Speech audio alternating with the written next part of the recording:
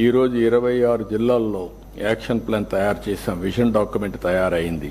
అదే మరి ఇక్కడికి వచ్చినప్పుడు planning department, GAD, ఐటీఈసి, information technology, RTGS, GSWS, finance, I&PR, CMO అందరూ కలిసి పనిచేస్తున్నారు. ఇంకొక పక్కన 26 జిల్లాలకు గాను 5 సంవత్సరాల రోడ్ మ్యాప్స్ కూడా క్రియేట్ చేశాం.